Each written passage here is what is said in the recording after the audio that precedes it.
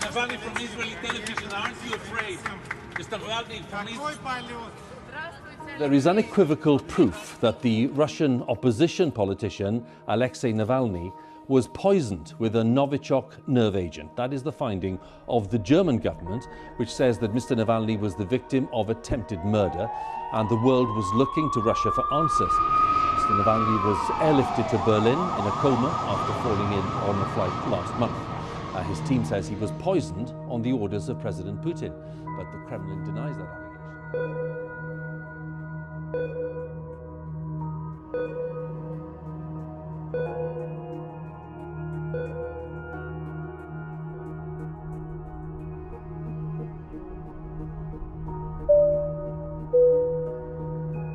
Exactly 3 years ago, I came back to Russia after treatment following my poisoning.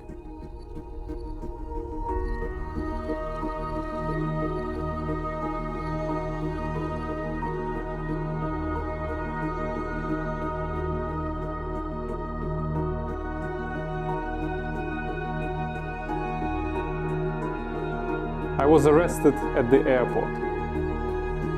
And for 3 years I've been in prison.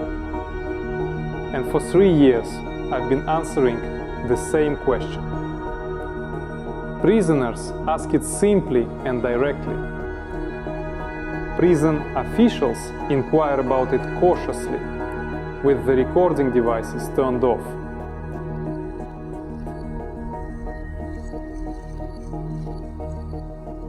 Why did you come back? There must be a secret lurking beneath the surface. But there are no secrets or twisted meanings. Everything really is that simple. I have my country and my convictions. I don't want to give up my country or betray it. If your convictions mean something, you must be prepared to stand up for them and make sacrifices if necessary. And if you are not prepared to do that, you have no convictions. You just think you do. But those are not convictions and principles. They're only thoughts in your head. Of course, this doesn't mean that everyone who's not currently in prison lacks convictions. Everyone pays their price. For many people, the price is high, even without being imprisoned.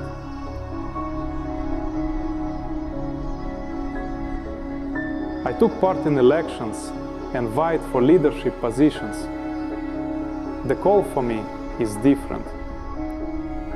I traveled the length and breadth of the country, declaring everywhere from the stage, I promise that I won't let you down, I won't deceive you, and I won't abandon you.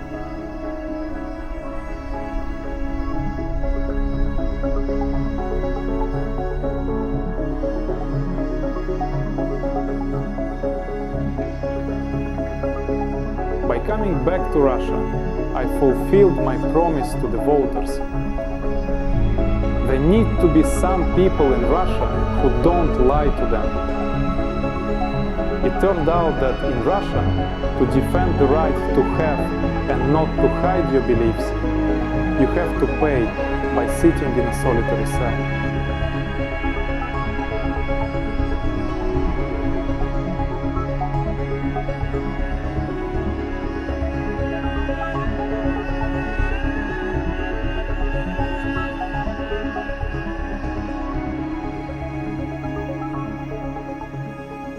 Of course, I don't like being there, but I will not give up either my ideas or my homeland. My convictions are not exotic, sectarian, or radical. On the contrary, everything I believe in is based on science and historical experience. Those in power should change. The best way to elect leaders is through honest and free elections. Everyone needs a fair legal system. Corruption destroys the state. There should be no censorship. The future lies in these principles. But for the present, sectarians and marginals are in power. They have absolutely no ideas. Their only goal is to cling to power. Total hypocrisy allows them to wrap themselves in any cover. Lies, and nothing but lies. It will crumble and collapse.